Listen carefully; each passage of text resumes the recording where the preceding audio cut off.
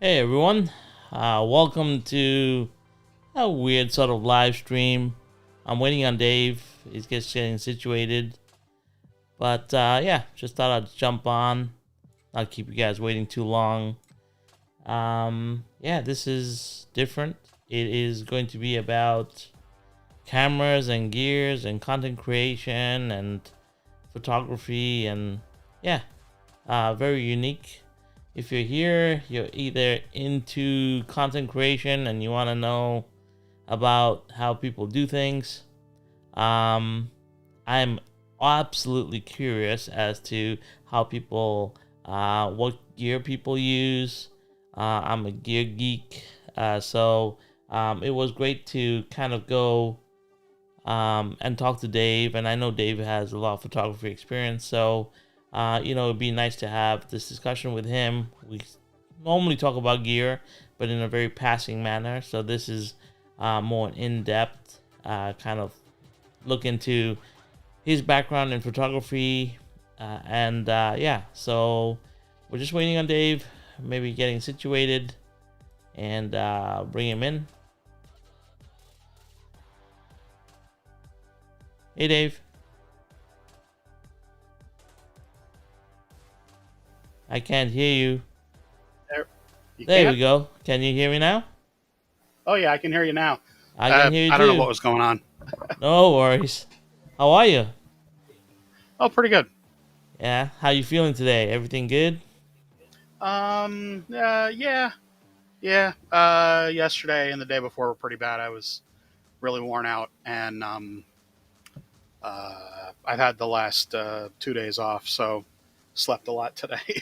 Anyway, and I Well, I got a busy appreciate day you. next couple days. Yeah, I appreciate you taking the time to be here today. I know this is very different. Like I was trying to tell everyone, this is a completely different kind of experience. We're here talking about things that normally we talk about things on four wheels, but today we're going to be talking about things that are more camera related, right? Gear related. Yep. Um, so yeah. Um, so let's get started. I know that you have more professional knowledge in the world of cameras and photography. So let's go back and see where you started, how you got into that kind of gear and stuff, and yeah, take me down Yeah. memory lane. Well, I took photography in college.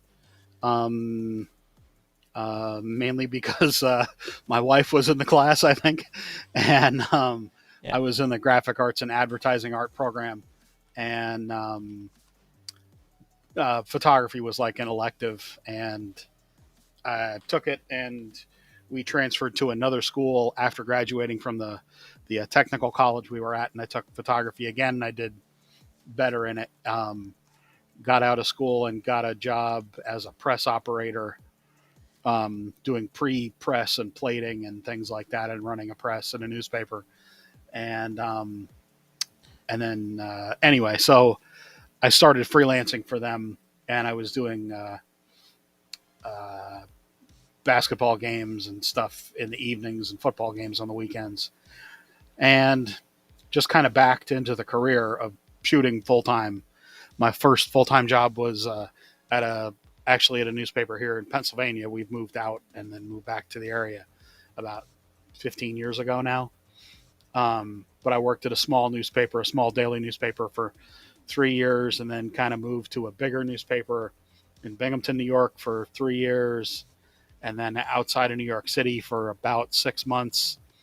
And then my wife and I both got offered positions when the San Francisco Examiner reformed under a private ownership. And I was there for about a year. I got laid off, and I started stringing for wire services. I worked for all the wire services in the Bay Area: Getty, Reuters, Agence France Presse, AP.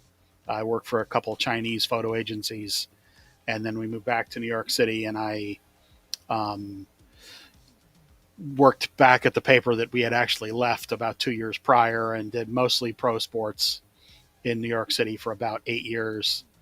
And then I got the job at SCX, and there for 2 years, Carrera for 7, 8 years, Hornby for 2 years, and then got laid off at the beginning of the pandemic, and I started working again at this paper that I'm working at now, which was first, actually my first job in a newspaper years ago. And I shoot full time there, video and photos, um, and I help maintain the social media and the website and things like that. So I do a lot of different things for the paper, Right. mainly online related though. Nice. Yeah, it's always nice to hear like where people came from, Mm-hmm. and yeah. So anyway, let's talk about gear, right? We've been.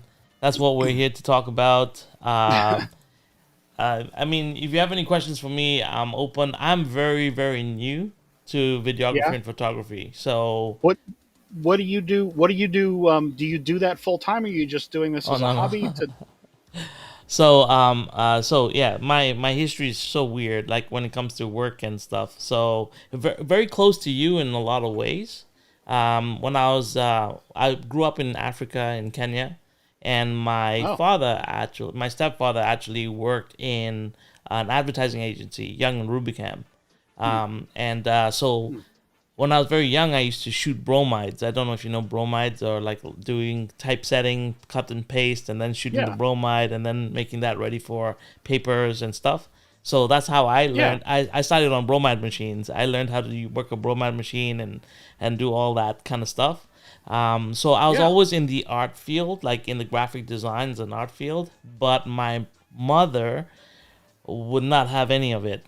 So I had to become. It was Mm. really weird in Kenya. You either became a doctor, a lawyer, an engineer, or anything in between, but nothing to do with the arts.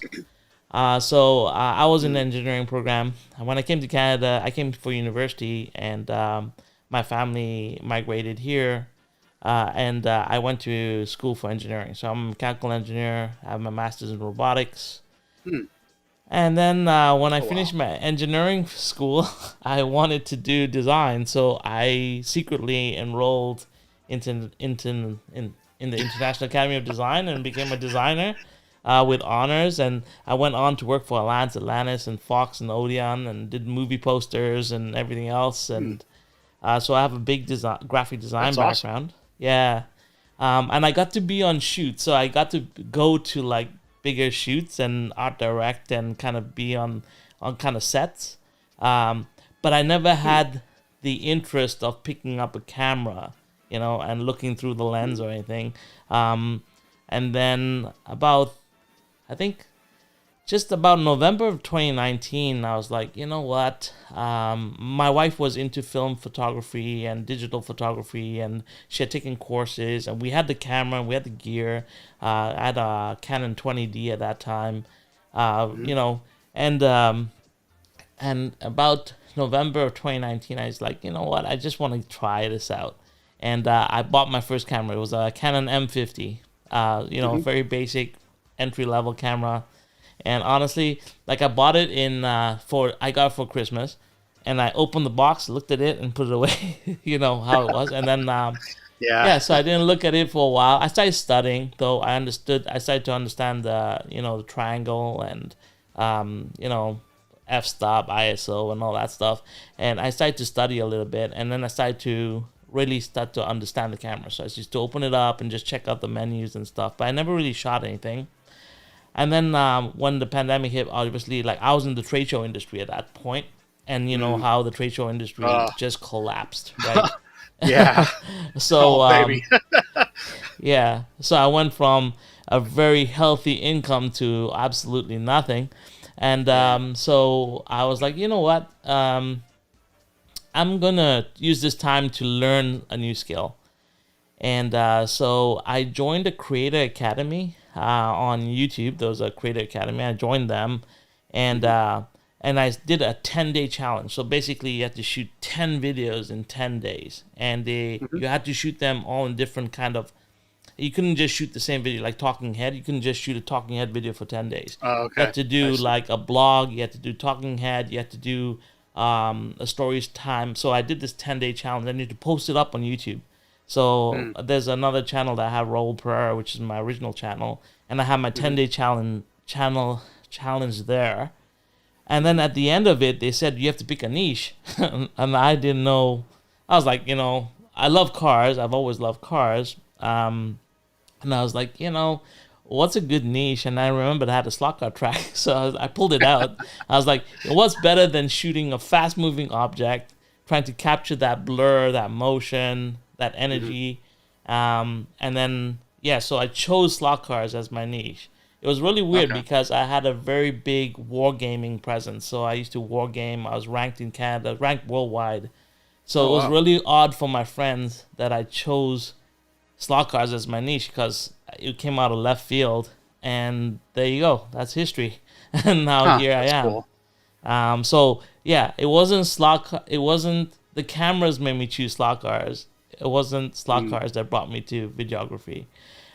So that's how I launched my channel, and okay. that's how I learned about cameras. And now I have a crazy camera collection and gear and everything else. hmm And it's funny because you know, we don't make a lot of money from YouTube.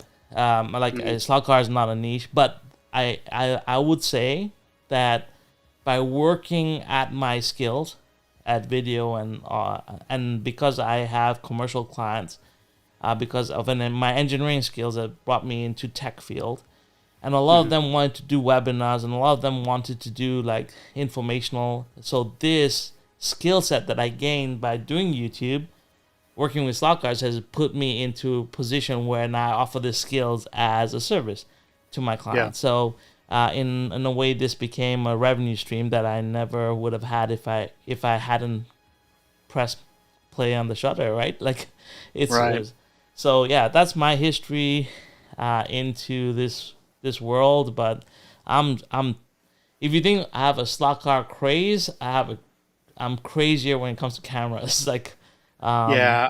I yeah. kind of am the same way, honestly. I mean, the slot cars kind of directly came out of photography because my wife, when we were in San Francisco, she said, "Well, you're making people crazy. You need a hobby that's not taking photos." Because I loved, you know, doing photography. It's like it's what I am. It's not what I do. And um, and I've told this story before, but in the context of slot cars. But Yeah. so I started. We went to Sears Point Raceway, the NASCAR track in Sonoma, Yeah. and we were getting something for her mom, my mother-in-law, and we went into the gift shop, and she said, "Well, I'm going to go over here and look at these T-shirts," and I didn't want to go look at the T-shirts. I said, "I'm just going to go look at the die cast." I looked over my shoulder, and there was little cars on the wall, and I thought, I'll go look at the die cast, and I said, "I'm going to go over there," and they were slot cars, Yeah. and then I thought, "Oh crap, I can do slot cars for a hobby," and then after starting to do slot cars as a hobby, I realized that I could only put the cameras away for so long, and I started taking pictures of the slot cars because we had a studio at the paper I worked at near New York City. It was like a large professional studio with, it was like a 20 by 30 room, and it was, there was like a 10-foot softbox suspended Oh from the yeah, ceiling, nice. and there was like it's a honest to god professional studio, like actual good studio. And so I started taking, you know, little tiny slot cars into the studio with 10-foot softbox over them, taking pictures, and it was like, and I started just posting them on Slot Car Illustrated. I was a moderator there at the time, and then I realized, well, this is like something I can do and contribute to the hobby because I'm a photographer, Yeah. and it was just something I started doing was taking pictures of the toy cars, and then it kind of became like this. It became marketing, which is what SCX said I was doing, and I said, okay, I'm a journalist. I don't know anything about no marketing. What are you talking to me about business for? Yeah. And but so now it's like I have cameras that I just shoot when I'm taking pictures of slot cars. I have my Fuji gear. Um, I have a XH1 that I use still. It's APS-C camera, Yeah. and it's 26 megapixels, and it's really good. But the autofocus for moving objects isn't great. Yeah. So I switched to Sony a few years ago, and something about the Fuji stuff, I decided to keep it because I like the color better, and it's just nice to have. If you're a photographer, it's just nice to have a separate camera for different parts of your life. Like this is the X Pro One, which is kind of like a rangefinder style Yeah. uh, digital camera. Again, APS-C, and this is what I usually travel with. Like all the pictures when I've been to England, or when I've been to, well, I actually guess just England, because I got this around the time I started working for Hornby, and Yeah.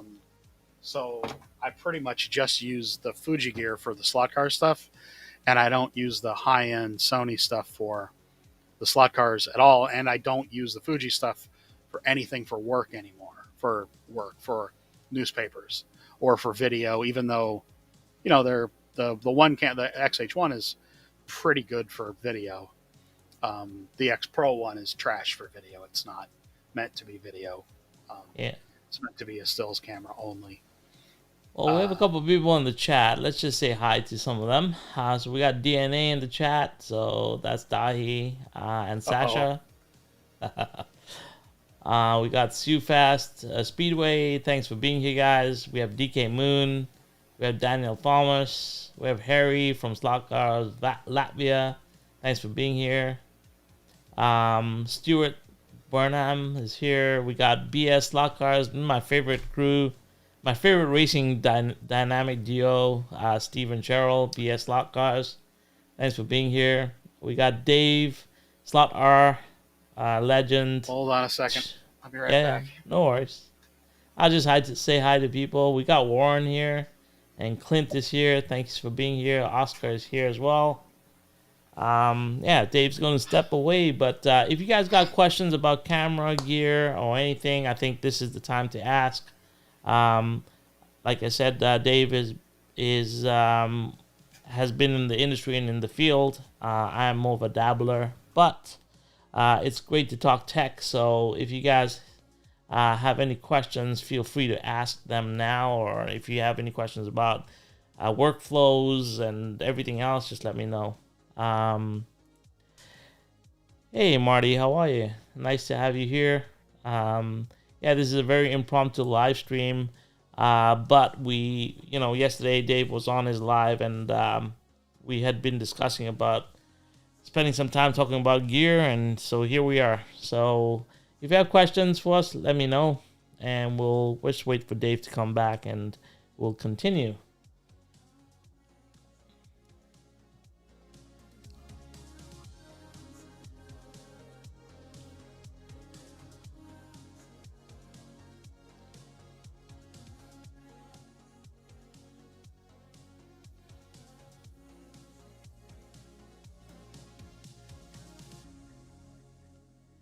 So if you guys are in the chat and you guys are shooting on cameras, let's talk about what you guys are doing for shooting.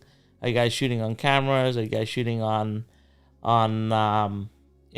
your phones? Let me know in the chat. What do you guys shoot on right now?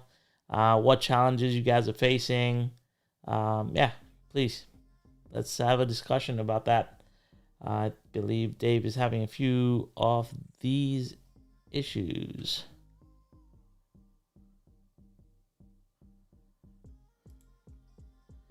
Oh, really? Nice. Steve here from BS Lockout says he's not sure, but he believes Dave came over to his house in the 2000s, took photos of his full lane track. So that's pretty cool. Oh, okay. So Harry has a question here. Raul, what camera do you currently use? Okay, so I'll go through my history. I actually use a bunch of cameras now. I'm I'm a Sony shooter primarily, so most of my gear is Sony related. I used to be a Canon shooter, and then I got into Sony about a year and a half ago, and that's it. But when I first started, when I used to do wargaming, I was very raw, and I've not been a big phone user. I don't like to use my phone to shoot video. It's really weird, even though they're really great. Like, phones are amazing. I always felt the phone was a phone. It was for me to check my emails and do that kind of stuff. But I started on this. It was just a handy cam. It's just the Canon Vixia. It's a really good, really quick, really good little camera. So this is what I started on. At that time, I didn't know anything about cameras. And then, like I said, from there I moved on to the Canon M50, and then I got a Canon R, and then I decided to move the full ecosystem. So I had like so many lenses and stuff in Canon, and then I moved my whole ecosystem to Sony. And now I have camera body wise, I have 5 camera bodies that I shoot with Sony cameras. Starting with the ZV-1. Let's see, I believe Dave is having some issues.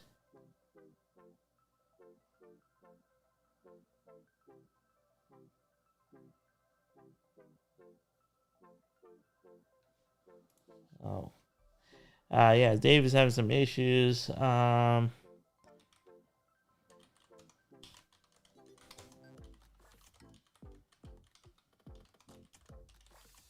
Sorry, guys. Just gonna answer Dave's question here.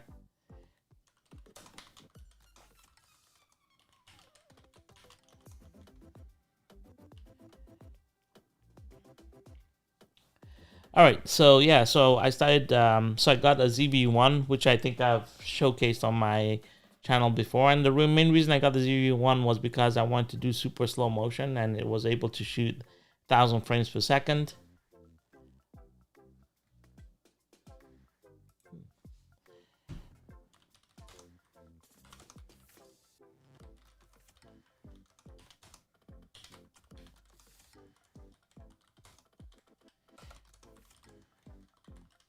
Sorry about this, guys.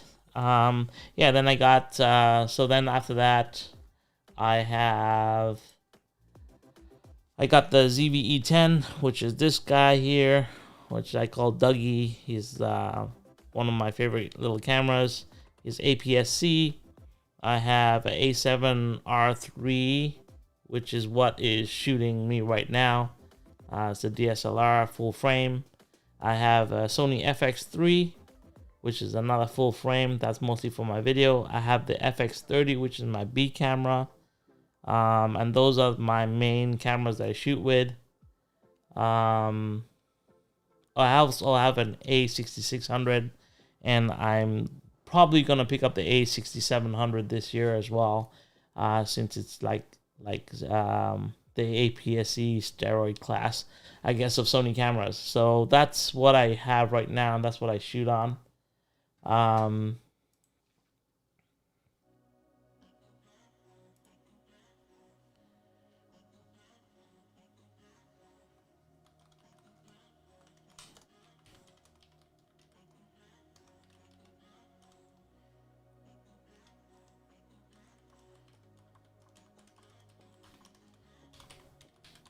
Sorry about this, guys. I'm just trying to troubleshoot with Dave as he tries to log back in. Yeah, so DNA says he shoots on the A7RS. That's pretty cool.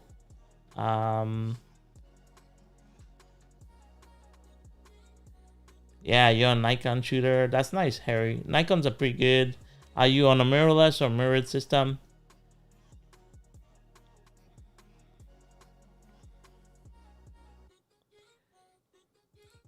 Yeah, Sony has really come a long way.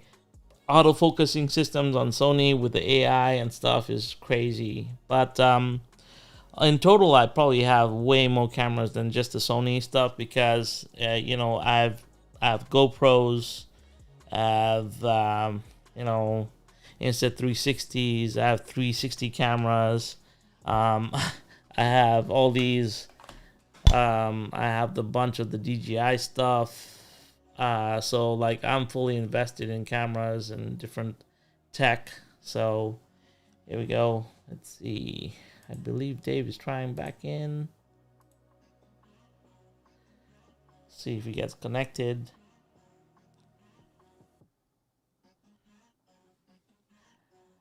Yeah, so anyway, yeah, that's my thing about cameras. I think there's so many different cameras, and I don't know if you need a DSLR anymore if you're doing just YouTube anymore. That's a discussion that you could have as well. Like with the new GoPros or even the new Insta 360 cameras, which are like this small. You could shoot your whole production if you really wanted to, and this is 4K. I believe the new one does 4K 120. um, hey Adam, how are you? Nice to see you here. Yeah, GoPro is really cool, and it's really fast. You can pick it up and just shoot with a GoPro, no problems. It's very simple to do.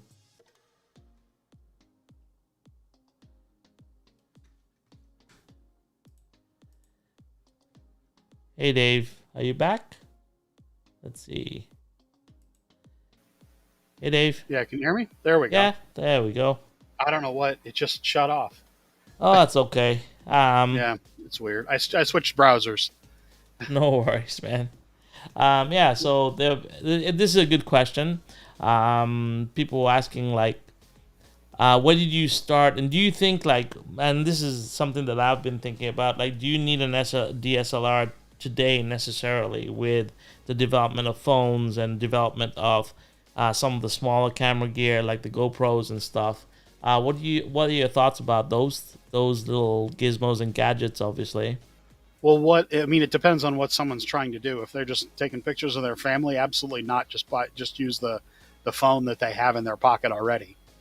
yeah, The iPhone is the best selling camera in the world, yeah, and it's a really really good camera. I use it all the time for the video that I do for work, for the newspaper, because it's just we're not doing 4K broadcast quality.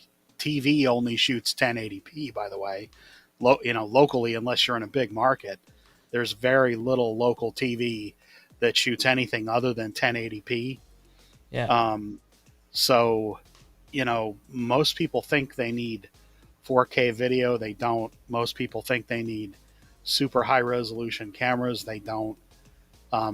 You can take really good photos with your phone. I have a Pro Max 14, and it was the first time I ever bought the newest model of a phone, and I did because it was really good. It still is for video and good for photos. So in a pinch, I've shot a lot of assignments for the paper with it.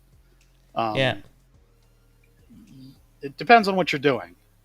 You Yeah, know, so it really comes down like if you're going in, like the way I look at it is if you're a pro, like if you sell your service, you can't walk in with your phone and right? look professional. So if you're selling a service, then yeah, you're going to invest in some gear, Hmm. whether it's like top of the line gear like G Master lenses and all that. That depends on what level of service you're selling, right?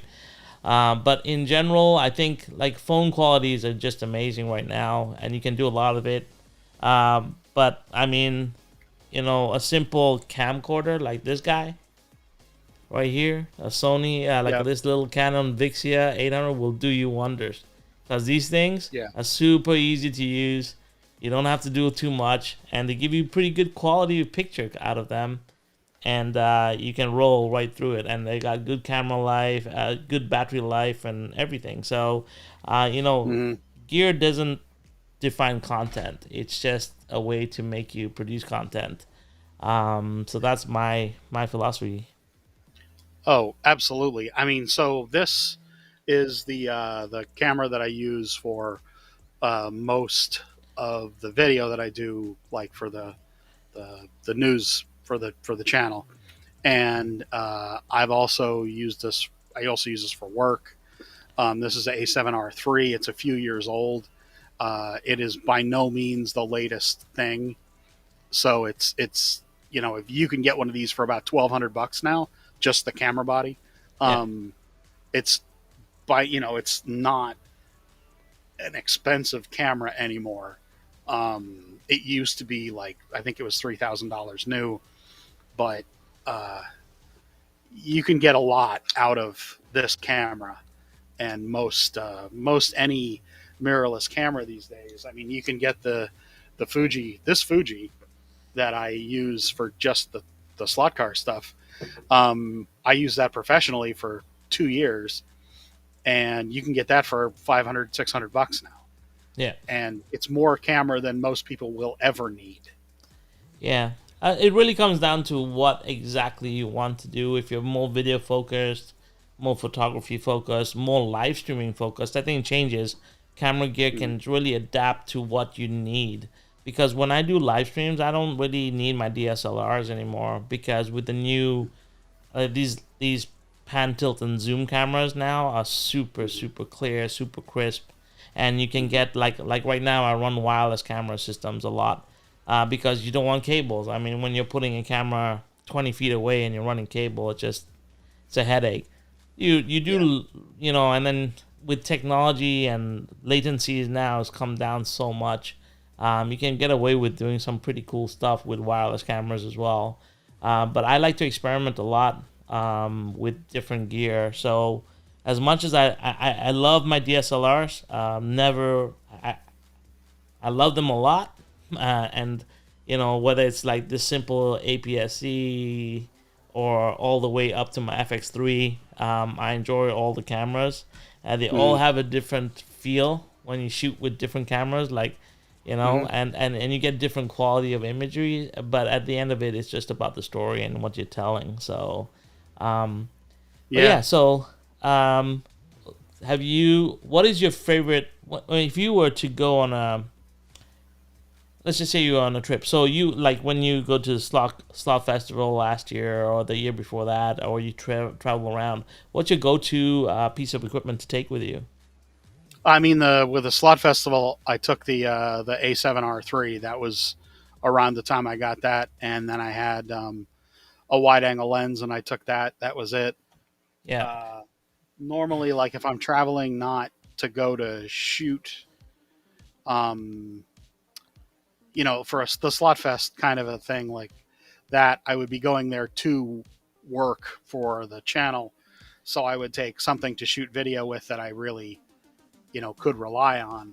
If I was just going on like a family vacation, I just take the X Pro One, which is a 16 megapixel camera, and it doesn't really shoot video, like I said, and its the autofocus is not great, but it's nice and small. We just went to New York City a couple weeks ago, and this is what I took. I took this and three lenses. I Yeah. usually travel with that camera with a fisheye, an 8 millimeter fisheye to get like scenic stuff, wides, and then I have an 18 millimeter and I have a 35 millimeter, and that's it. So Just prime lenses. yeah, you're a prime shooter then. Well, for in that case, yes, I have the kind of luxury of having, a lot of different options for camera gear. But like that's all I would take on a family thing. I have zooms. I have tons of zooms for the Sony stuff. I have a 200 to 600 zoom that I use. I have a 70 to 200 zoom that I use. I have the 24 to 70. I have the 16 to 35. I have, and then like when I'm shooting sports, this is the camera that I use. This is the A9 Sony, which shoots 20 frames a second, and it's a 20 megapixel camera. And this is a 100 millimeter or a 105 f1.4, so it lets in a lot of light. And this is what I've been using recently for wrestling, because that's what I've been Okay. shooting a lot, high school wrestling. Yeah. Very low light. Nice. So, so like professionally, I have an entirely different set of gear, and I had zooms for the Fuji stuff, but I sold all of that and traded all of it. I had a couple more cameras and like 6 zooms, and I kept all the prime lenses. I didn't really have too many prime lenses for that. Yeah. I have too many. I have like 6.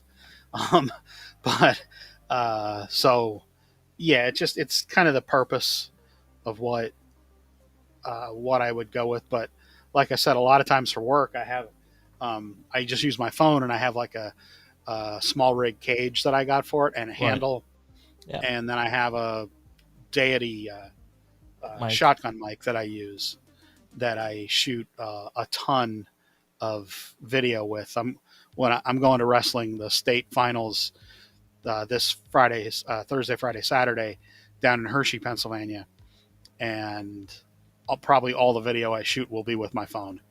Yeah. And just because it's the most convenient, and it's under bright lights, and the I use the Black Magic Pro, or the Black Magic app. Black Magic Oh, makes that's really good. amazing. It's a Yeah, free app that is I know super, super good. Like, it. if you're shooting on your phone and you want to get pro results, just download the Blackmagic app on your phone. It is the best app out there and gives you Yeah, full control on your cameras. Like, it's unbelievable. Yeah. yeah. So it shows you all of your the settings, all the sound settings you see down there at the bottom. It shows you how much runtime. It shows you your white balance. It shows you so much, and it's free. Yeah, yeah, it's free. That's the most amazing part of that app. Like, I love that. Blackmagic has always been a really progressive company that offers a lot of value, and I think that's really good in the industry. Like, I right now I'm a bit upset with Sony because it's starting to charge you for your updates. I don't know if you know this, but like the latest updates, you have to pay like $150 for your A6700 if you want to do the update, and it kind of gives you grid lines and a couple of other little features. But I'm like, when you start, I think this is the way Sony is starting to. Yeah, I Uh, I heard they were going to do that. I didn't realize that was for that the 6700 though. I thought that was like part of a package for like the higher end stuff. no, no, it's coming down to the prosumer level. So they call the 6700 prosumer camera, right? Yeah, Because it's got the full APC, APS-C, whatever. yeah. Yeah, the latest update. You don't need it though. It's very it's specific for certain applications, but you don't need it. But but they're starting to charge, so that's a little bit weird. But then you got Black Yeah. Magic that just gives great value. Um, Yeah, I didn't realize that.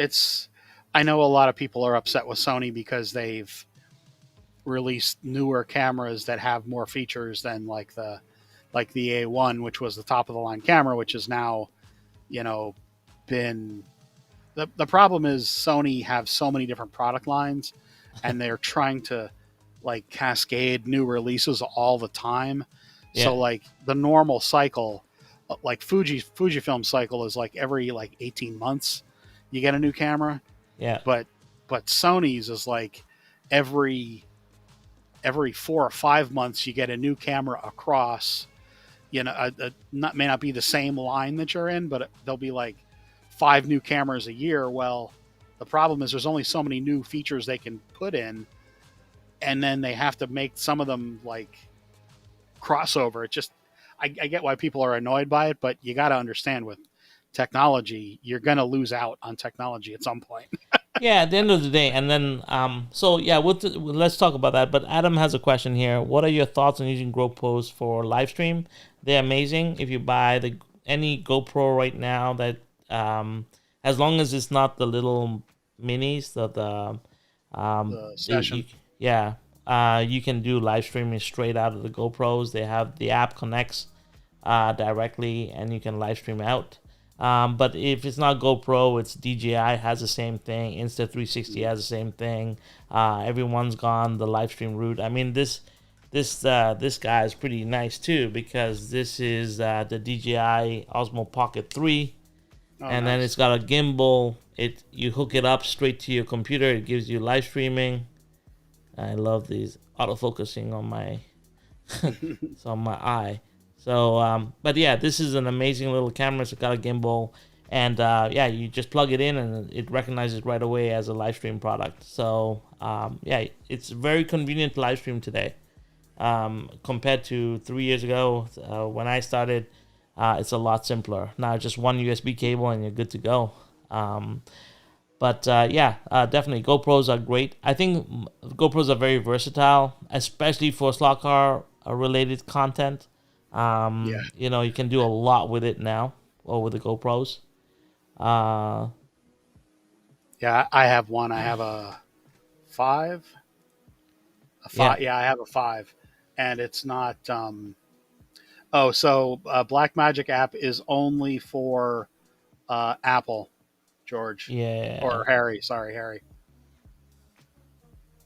So if you can't find it, it's because it might be because if you have Android, you're out of luck. yeah. So that's what the app icon looks like. It's the blue one that's right there. So it's the Black Magic Cam. Yeah. Let's see. GoPro 360 in a live 360 mode. Okay, so 360 is very weird right now on YouTube because if you record 360, it doesn't show up as 360 anymore. But you can go live direct from a 360 camera to YouTube, and it'll recognize it as 360. You can move it around and do stuff. So yeah, when I bought my 360 camera and I did live streaming, it was quite. You can't record in 360 and upload it into YouTube, and they say that YouTube recognizes it, but it's never done it for me. But if you live stream directly into YouTube with a 360 camera, it will actually keep all 360 controls. So yeah, live streaming 360 in is great, but it takes a lot of bandwidth too. So it Mm. sometimes gets really choppy. So you just got to be careful with that. But if you have a good internet connection and you got a lot of bandwidth, I think 360 is great. It's very interactive, but it's a gimmick because at the end of the day, Yeah. I've done so many live stream tests. I've done the 360s. I've done the multi cameras. I've done the I wrote a program to auto switch cameras in live streaming, and everybody just wants a simple view where they can see the whole track, a couple of other shots, maybe in small boxes. That's basically what the direction I got from everyone that I live stream with. So keep it simple, I'd say. It's nice to have like once in a while. Like I'll take the 360 camera when I go to UK Slotfest this year, and I will do a 360 broadcast, but be a novelty thing. So not really gonna pay too much attention to it. But Yeah, it's I great think it's a for. neat thing. But 360 cameras are great for another thing. Like if you can't reframe, if you can't frame up your camera properly, just shoot with a 360 camera because Oh you yeah. bring it in and spin it around and reframe whatever you want. It's amazing for that. So sometimes when you just want to capture a moment, you just pull out the 360, walk around with it, and then reframe it after in post. And especially with invisible sticks and stuff, they Mhm. get really really fun. So yeah, definitely. I think So it would be cool, like if you were in like a church or something where you wanted to show like the whole inside of a car or something, yeah, and you can't just like, panning around a camera isn't really going to get it, but yeah. like sticking it inside of a race car and then just getting 20 seconds of footage that you can just pan around 360 and get everything in 20 seconds would Yeah, be great. so it's really cool because I'm doing some work for a dealership. So you know how they do the virtual drives? We actually shoot Yeah, those in 360 cameras, and then we nice. upload that as a 360 into a virtual. So if you go to try and buy the car, you can do a virtual drive with the car, and you can be inside the car and rotate it around and see what your viewpoints are, etc. So yeah, 360 cameras are very versatile in certain ways. 100%. That's awesome. That's really cool. Yeah, I mean, they certainly have their purpose, Yeah, but it's not, you know, for what I need. I haven't seen a video and thought to myself, oh, that would be applicable to what I'm doing or whatever. But yeah, I mean, for what you're doing, Raul, that definitely Sounds like Yeah, that would be like I like the said, only way to go. yeah, I think what it is, it comes down to workflow. I always think this, like, it doesn't really matter what camera you got. If it fits in your workflow, you could have a camera, like you said, the A7R3. It's an amazing camera. Like, anybody who says they have an A7R3 and it says they don't have a good camera, they don't know what they're talking about, because that camera revolutionized the industry when it came out, right?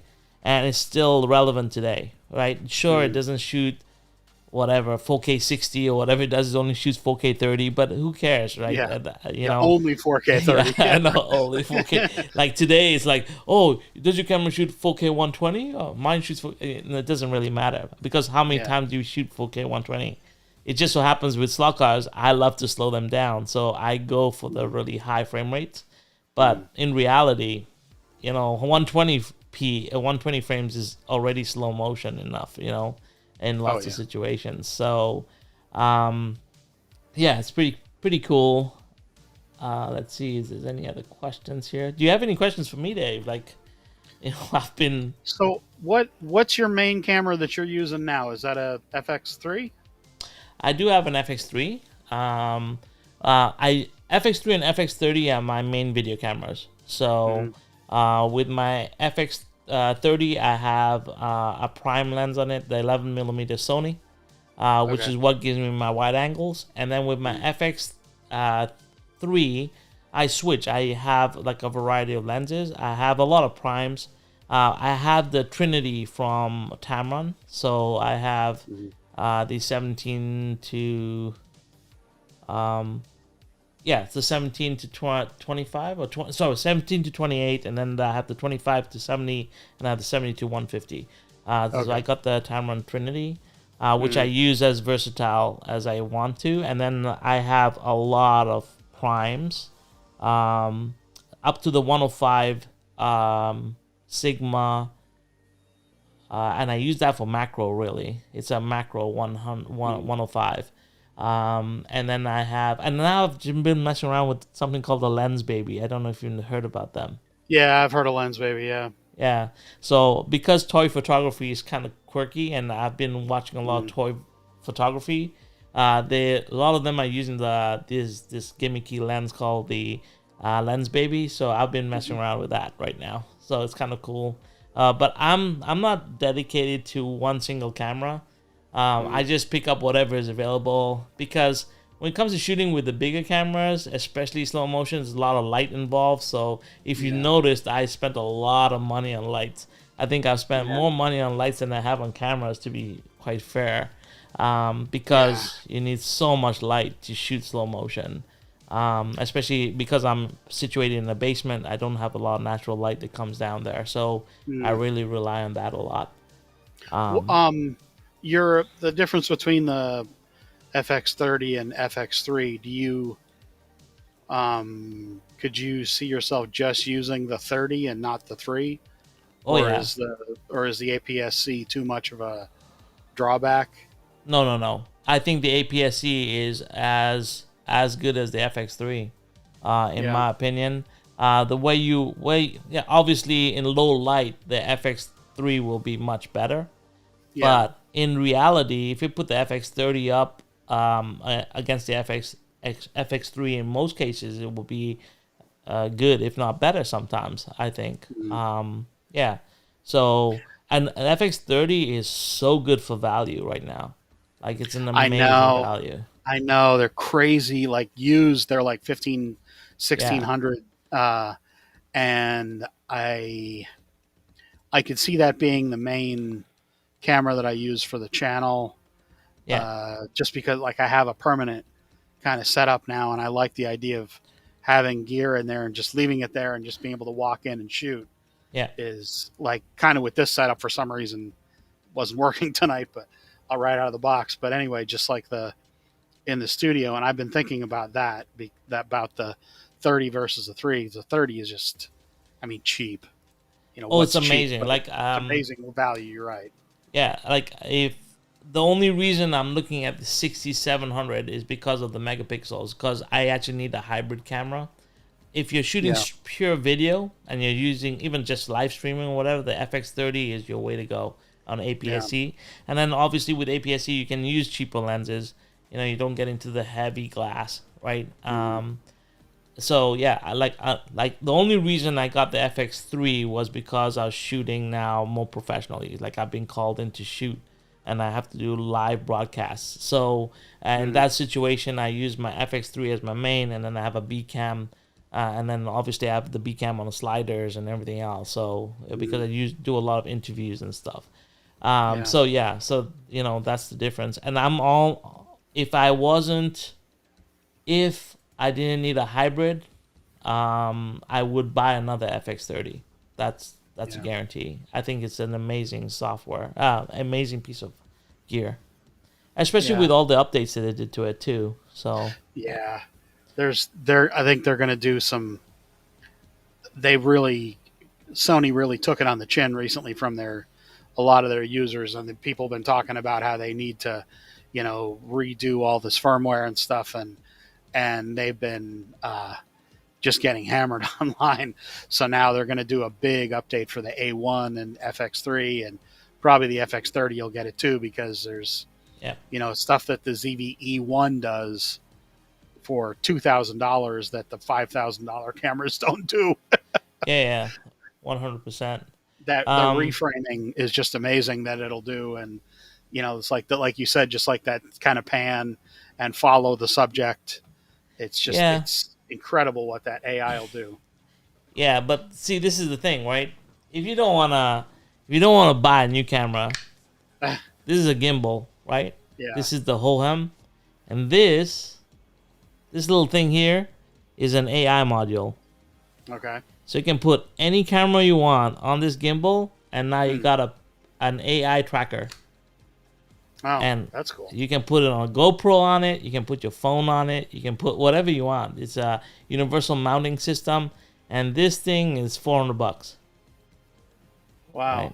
Right. Huh. So, That's pretty and cool. and I got you got AI technology at your fingertips. It's gesture controlled as well. It's got object Oh man, tracking. that's awesome. So Wow. I mean, you know, the reframing is just like I said, another gimmick. You know what I mean? Like Yeah. people that don't Yeah. know, they'll see it as, oh, I'm missing that. But what I've realized over my 3 years in the camera, in doing like buying cameras and stuff, you will always find a new camera that has something extra. But Hmm. that doesn't mean that the camera that you're holding in your hand cannot do what it's supposed to do. It will always be there to do it. So Yeah, that's the thing that I don't like about when people. I mean, I'm terrible about about gear acquisition syndrome, yeah, and like this camera, the XH1 has amazing image quality. It's got really good IBIS. The autofocus is not great, especially for stat or for video for still objects, because it'll jitter. yeah, It'll pull in and out of focus trying to correct when, because it's thinking it needs to, even though it doesn't.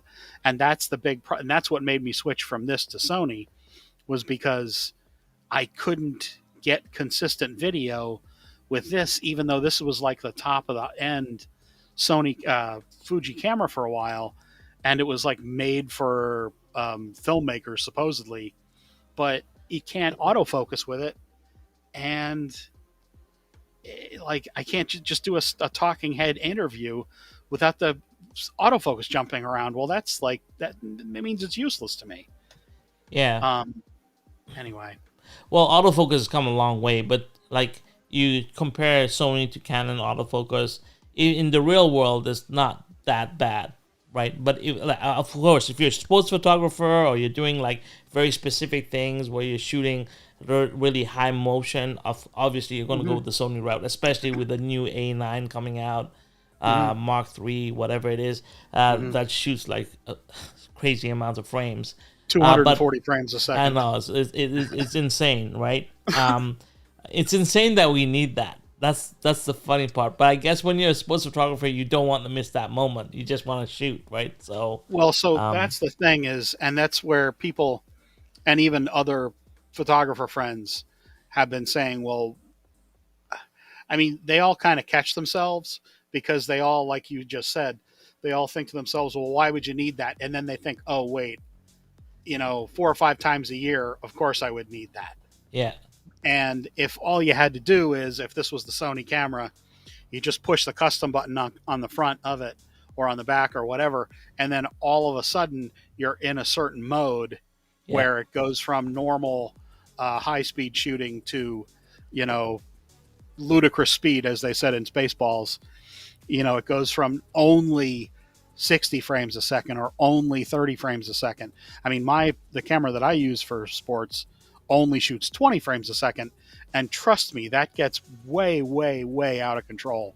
If I'm shooting stuff for, like wrestling this Friday, I'll probably take, because I'm covering 3 teams, I'll probably take a few thousand photos without even really trying.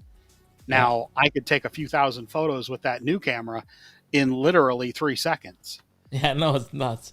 But so one play at home, and you would need that. So, yeah, so that's what I mean. It's like it comes down to what do you shoot on a daily basis where you need that kind of, like for myself, I don't need that. I mean, when I shoot an interview, the guy's not moving around that much. He's probably swaying a bit. So I just need, really, really good dynamic range because, I don't want to have blown out footage. I need to have cameras that shoot in the same log. That's why you shoot all Sony, because you want the same color profiles. You want to be able to bring up the same color. And that's something that, is a reason to have a DSLR.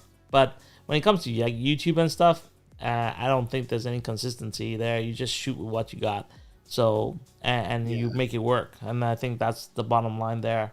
The only thing that I think you need to put a little bit of money in when you shoot YouTube is just your audio, because I think good audio is so important in video. You can have a choppy video, but if your audio sucks, the people will leave. So that's the only thing that I kind of try my best to get right is my audio a lot more in my YouTube stuff. And then, shooting the basics is fine. Yeah, I absolutely agree with the audio, and lighting actually helps quite a bit. But lighting can be super cheap. Like for this kind of, this is like my desk that I do the gaming at, and I do like a lot of my updates for things. This isn't like, you guys have seen me do like live streams here, but this isn't like I never do news here. This is just like the live stream thing. So for the lights, I just have cheapo ring lights that I've gotten at that Amazon returns place. Yeah. And I have 3 big ring lights set up, 2 10-inch ring lights, and one back here I think is a 14-inch ring light. Yeah. And I paid like $2 each for these things, and you can see how much light they're throwing on me. Yeah. And I paid more for the clamps to put them up than I did for, like this. I have so many of these little small rig clamps everywhere, and the magic arms and things for them. Yeah. I paid more for the clamps and the arms than I have for the lights.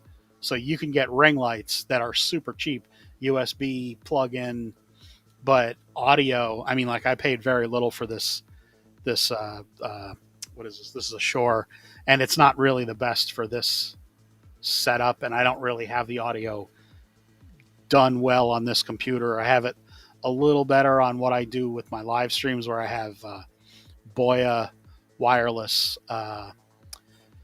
UHF, lavs, and then I have there was a fairly cheap setup, and it was only $300 for the transmitter and two transmitters and one receiver, and then I have one better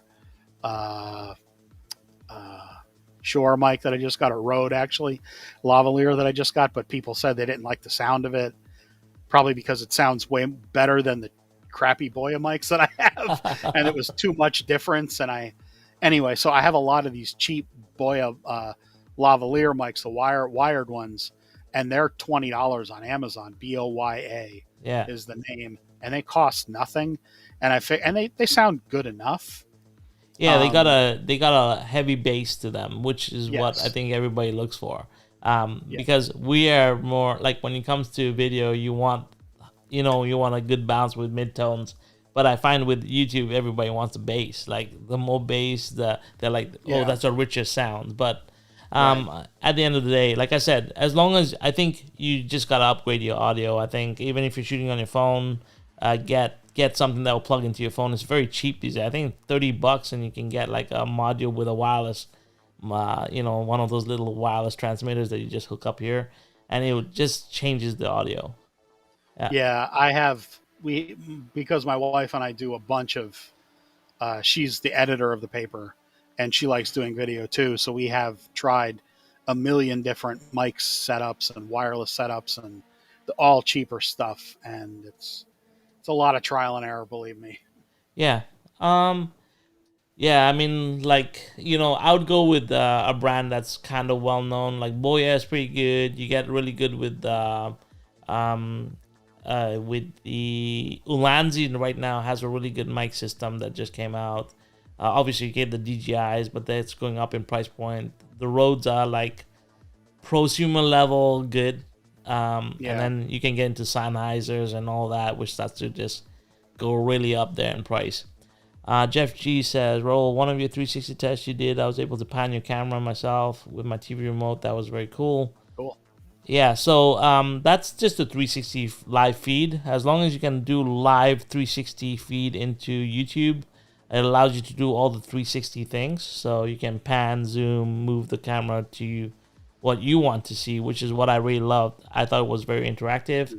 The only problem is you have to live stream into it. You only get one camera angle. Your audio sucks unless you have a wireless system that's connected to your 360 camera, which then gets a little glitchy. So there's a lot of little nuances. And you know what? 360 is come and gone, to be honest. It was a fad I think about 2 years ago. And Yeah. now it's become, YouTube doesn't support it as much. So it didn't catch on. It was just like I think a lot of things like ChatGPT and AI and all this stuff will come up and die down and then come back later with maybe better technology support. But yeah, that's how I did it, Jeff G. Nothing special there. Someone mentioned they had. I think it was Harry mentioned it at the bottom there. He had a D3. It was the old Yeah, school sports camera that he had. yeah, When I was at the Examiner, we had all D1s. We bought out B&H of all of the first. I bought all the gear for the paper when we went out to the Examiner at San Francisco, and the Examiner reformed. And I was told, you're going to outfit 4 photographers, basically buy what you want. yeah. And, I said, well, what's my budget? And they said, well, just buy what you want. So I did. Everyone got 2 D1s. Everyone got, plus I got 2 extras. And then everyone got a 14 millimeter, a 16 to 35 2.8, 24, 8 to 70 2.8, 70 to 200 2.8, 2X 1.4, 300 2.8. And then we had a pool 400 2.8. Wow. So I spent $250,000 on gear and software, and B&H said, okay, we can send you all of that, except we can only send you 6 cameras. So, or 4 cameras. So everyone got one camera for like a couple weeks, and we actually got them directly from Nikon. They shipped it to us Yeah, directly from there.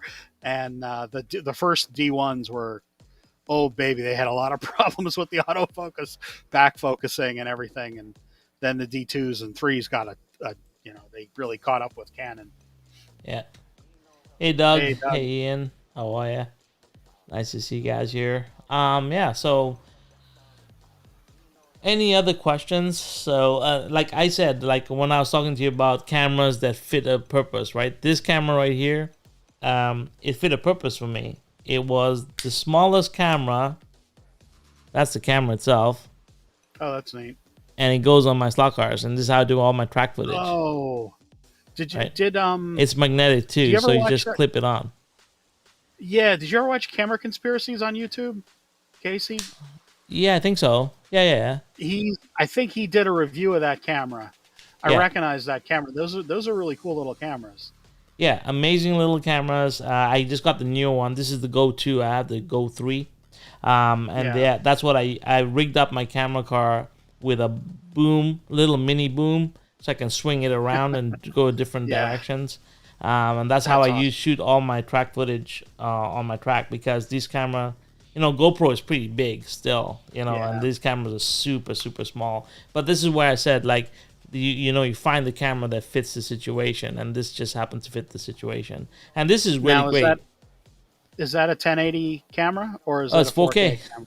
You can go up Oh, to jeez, 4K. It's crazy. that's great. Like this little guy here, the new one that I have shoots 4K 120 in burst, like 20-second bursts. And it shoots 2.7K. Sorry, not 4K. It shoots Okay. 2.7K in 4K 120. But then it shoots 6K regular, and you can downsamples it to 4K. It's nuts. Whoa. Like, and that's what I'm saying. Like something like as small as this, and this is really cool. Like you can take it, you can blog with it. It's got little tripod feet, so if you want to set this on a rock, That's you know, cute. That is really like cute. that, Oh my god. it's That's ready to awesome. go, and you can it connects to your phone, so you can have a camera feed right here, and you can just talk into this, and this is amazing, and you can live stream straight out of it. So, That's like I crazy. said, you can get simple as this and still be very mobile, and it's waterproof. So, like right Wow. now, if you wanted to take this and go, as long not this, but just the camera itself, this is a Mhm. waterproof unit.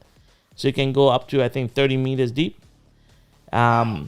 And yeah, I mean, you don't need no dive case. You don't need anything with it. You just go with this, And and you you're could set. just put that. I mean, if like thinking about like slot car use, Yeah, and Doug here from Magnetic Racing, you could put that in one of their little buildings and shoot like out through the windows yeah, and stuff.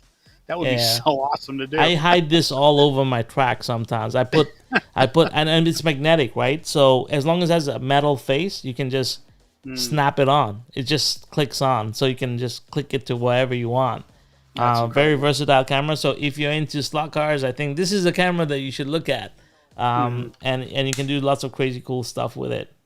So Um, you actually gave me the idea to do because I was struggling with the Sony software and linking up my A7R3 to the software to try to live stream with, and then you gave me the idea just buy a capture card, yeah, and I hadn't looked at them since the pandemic when you couldn't get a capture card because literally everyone in the world was trying to live stream at that point. yeah. And and so I found a capture card like that as soon as I got off the chat with you, and it was like $20. Yeah, yeah, exactly. Like I think I have like 10 of those guys just around. Yeah. I put them in all my bags because, why Mhm. not? In case I want to stream, I just go on. But now it's really cool. If you take this phone and Mhm. you get the NDI app, NDI, and then you can get a wireless feed straight from this into, if you're running a Mac, this is Mhm. an iPhone, and I just put the NDI app on here, and all of a sudden this Mhm. becomes a wireless camera for my Mac. So I could Oh, be cool. anywhere and bang, I'm online. Most of Right. the time now, I just use well, I'm using a Logitech. Well, actually, both. I have the Logitech, whatever it is here, the little kind of square boxy one, Yeah. and then someone actually sent me a Logitech Brio, and I didn't think I would use it because I wasn't expecting the quality to be very good, and it turned out that it was actually my Wi-Fi signal out to the garage. So I strung a cable from my router, which is down here in the basement, and I strung a cable out there. And this was like months ago, and now I hardwire my internet into my laptop, my Mac Pro, Yeah. and then that's what I stream with, and the quality has gone up quite a bit. And now I just use the Brio because it's a clear picture and it's wide, really wide, and I Okay. can just put it up on my stand permanently out there. I have a studio stand, a rolling kind of a dolly, Yeah. and I have the both cameras actually just about permanently mounted out there now. And I for live streams I just plug in the Brio, and boy, it's just the Yeah. easiest thing in the world to live stream with. Yeah. My favorite go-to webcam right now is the Insta 360 Link, which is a Yeah, pan, tilt, and zoom camera. yep. So That's the one I use. It's 4K. It's amazing. I have a Nice. whole bunch of them. Nice. That I have 3 of them right now, and that's what I use now. Like that's what I'm going to travel with to UK, Uh-huh. because it's easier to live stream with that than it is trying to set up a camera and and they're so super small. So and I can take Yeah. lightweight carbon fiber tripods that Yeah. will hold them up, and I can do live streams with them. So that's what I'm going to be doing when I go to England for live That's streaming. cool. That's cool. Yeah, Yeah. Yeah. I don't know. I've asked LEB about if they're considering that's possible for me to go. I don't know honestly that it would work because I'm going to start these treatments sometime in the next couple weeks. yeah, So I don't know, it's if it would even be possible. So, but I kind of doubt that I'm going regardless yeah, to England. And so it's if I were to go, I would just take the the A7R3 and the wide angle. I have a 16 to 35, the power zoom yeah, Sony 16 to 35. It's tiny, and it's just such a powerful lens because it does their clear image zoom, so you can zoom in up to like 105 millimeter about, and you don't lose any clarity, which I don't know how that really works, but it does somehow. yeah. um, but I mean, I'm probably not going, so it really doesn't matter. But regardless, yeah, it's definitely traveling light is great if you can just do that. And frankly, I mean, it would have been just fine for me just to take my phone and my small rig cage Yeah. and just go. Or yeah, or you got that. I mean, This is that's a my favorite fantastic thing. camera. When I Yeah, you travel, could just this take is my that. thing, because if I wanna, so this has it has the extra. This is the camera itself. It's this Yep. small, right? It's gimbal mounted, and this is the extra battery pack for it. So that's why it's clipped on, and then it's got the battery pack. Can't go wrong with this. When I was in Spain, I just had it hooked to my right here, and then I had this camera. I had a ball cap, and it's got a ball cap mount, so I had it clipped Mm-hmm. here. And whenever I wanted, just double tap it and we'll record in bursts. So if I Nice. wanted to record something very fast, I just double tap it and would record a burst, and that was it. And then this was recording my walkarounds. So it's really cool. Like That's you so can do cool. like crazy cool stuff, and you don't need to have like. Yeah, I mean, DSLRs are cool when you're doing proper shoots, but when you're just doing run and gun shooting, I think sometimes these things are just much easier to use. Yeah. Yeah. So anyway, if Yeah. anyone has any more questions in the chat, let us know. Um, I think we've been on for about an hour, so let us know if you have any questions. If Dave, you have any more questions for me or anything, let I me don't know. think so. I've gotten a lot out of our conversations because of the you have way more experience than I do with the FX stuff, and it's I mean, to be fair, I have what I need now, Yeah, really, because like what's the camera that I have is more than enough. And then when I live stream, I use the webcams that I have, which are adequate in the best sense of the word, yeah, because they're easy and I don't need to complicate my life more just for some false sense of, hey, I need a more expensive camera to do the job. yeah.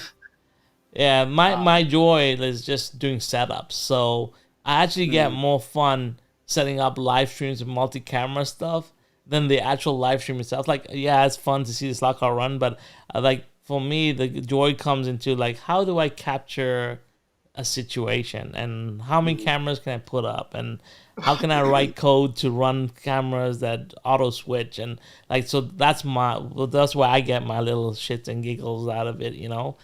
yeah, But in reality, like I said, and everybody, when I used to do my tech reviews, everyone's like, "Oh, all your equipment is expensive." I was like, "Well, just use what you got." If you want to yeah, get started, it's as simple as this, and press record.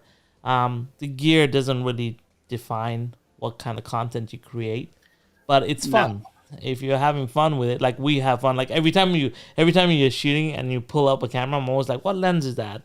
And I mm, have asked you many times, like, "Is that the 90 millimeter?" I'll mm, bring it up because I'm always interested I think when you're into this kind of stuff, you're always interested. Hey, what is out there, and what are other people doing, Hmm. workflow wise, etc. It's always interesting.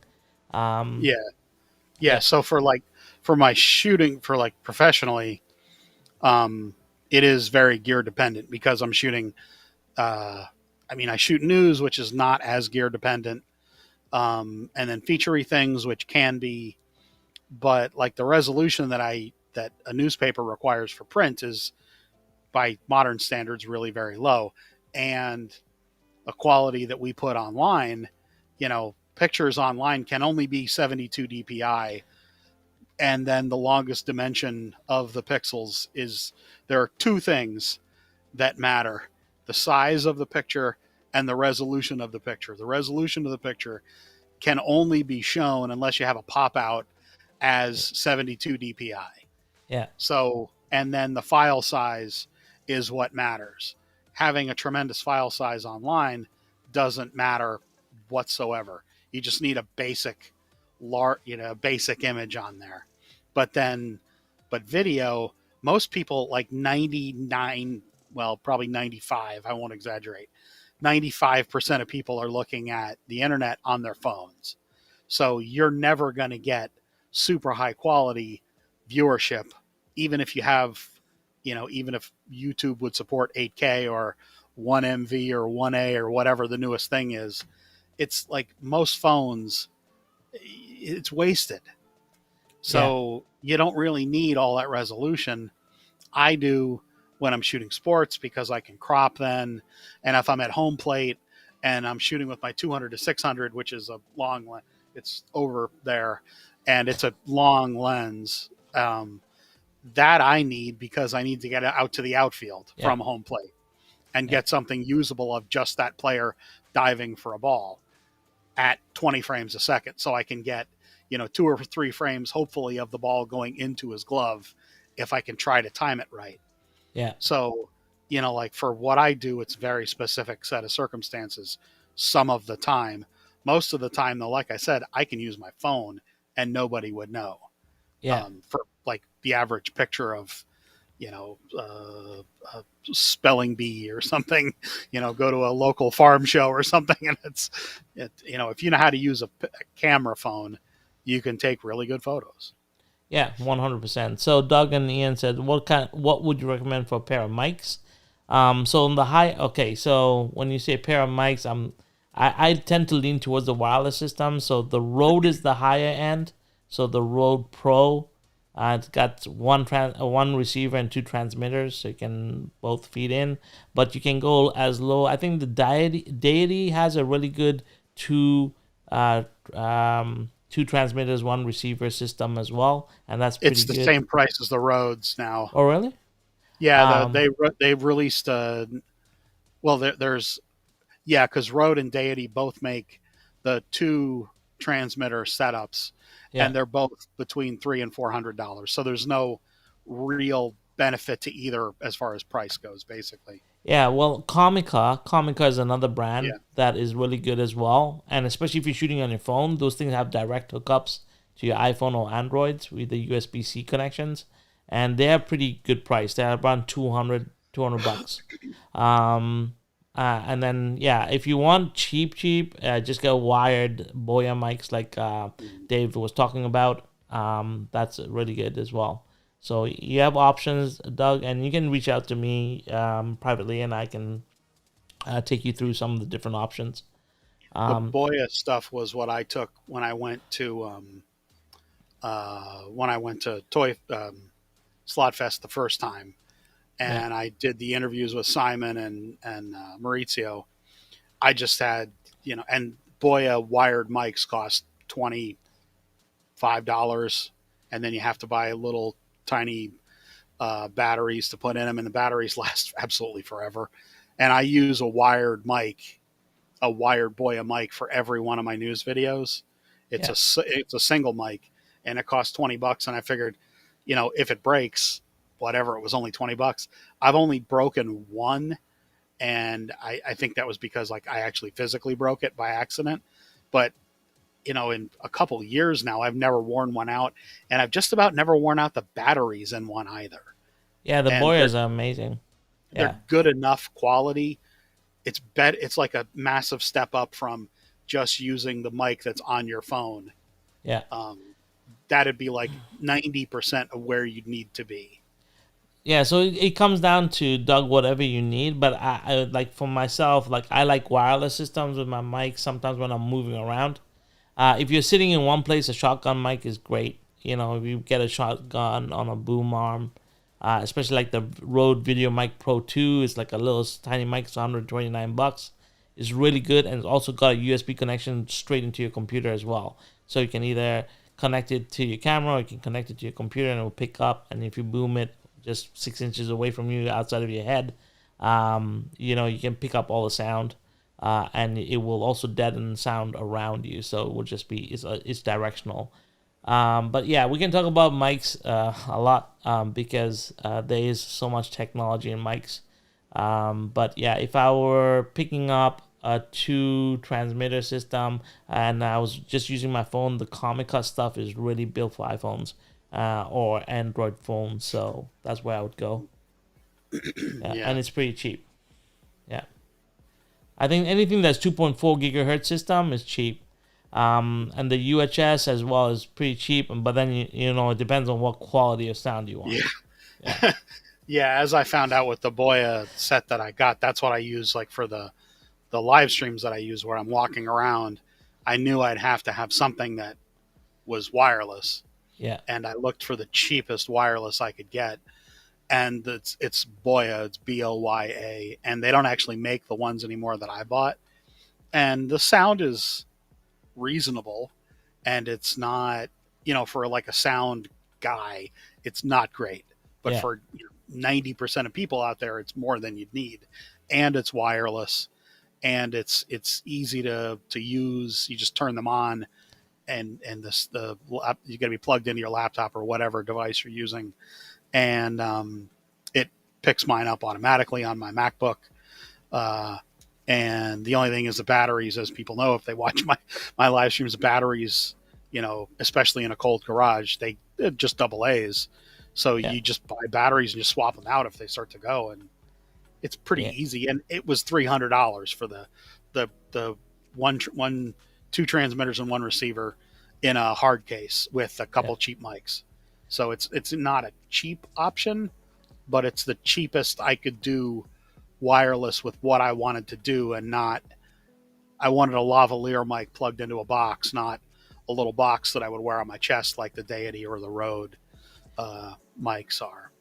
Yeah, I think at the end of the day, it's not in terms of camera gear. That's relatively inexpensive, $300 when you think about Yeah. camera gear in general, right? Like, but I also believe that you pay for what you get too. Like, if you're going to spend like $100, you're going to get $100 worth of a mic, and you Yeah. never know. You might have connection issues all of a sudden, or you run out of range all of a sudden. So I always believe like you pay a little bit extra, yeah, you save maybe but in the long run, I think you have less headaches. That's the way I look at it. So Yeah. yeah, I mean, you equate it to slot cars. You know, you can get a Scalextric slot car or a Carrera slot car for $40, yeah, but you can get a really nice NSR or Revo slot or something for 100. yeah, Which one is going to run better? Well, I think we all know the answer to that. You yeah. get what you pay for with it's the same thing. Yeah, it's always the same thing. I mean, there's always Right, going to exactly. be that entry level stuff. And like I said, it doesn't mean that that's bad. And maybe for Right. what you need, that's what you start with, just like everything else. And then as you level up, as you get more confident, as you learn more, then you pick up something else. Because sometimes you can get, like I said, sometimes you pick something up, it's super complex and you just don't understand, and it becomes intimidating to use. So I always say pick up something that's very simple right off the bat. Turn it on, it connects, and you're happy, right? And sometimes the brand names ones are better because they actually test a lot more, Yeah. and Yeah. that's what the difference is, right? Yeah, They'll actually work. yeah, yeah. So hopefully that helps, Doug. Let me know if you need any. You have my direct contact, so if you need anything, just let me know. Touch base with you there. Well, I think we've kind of had a great conversation, Dave. I really appreciate Yep. you doing this with me. It was Yeah. awesome. We can definitely do more geeky stuff. I like this kind of stuff. Yeah, me But too.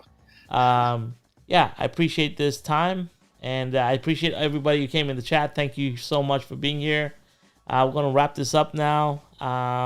Any last words from you, Dave? I appreciate it. Thanks a lot. I love Yeah. talking camera gear. Yeah, well, in general, I think, yeah, we've conversed back and forth, but we've never really put it, had a direct conversation like this. So this was awesome, and yeah, thank you guys for being here. And until next time, we'll catch you later. Have a good week, and there's lots of Slotcar content out there on a daily basis now. It's crazy. I can't keep up with it. So all of you guys who are creating, thank you for doing that. Dave, thank you for being such a great ambassador for this hobby. It's been awesome. And you continue to do great stuff. So thank you so much. And yeah, until next time, guys, take care. Bye-bye.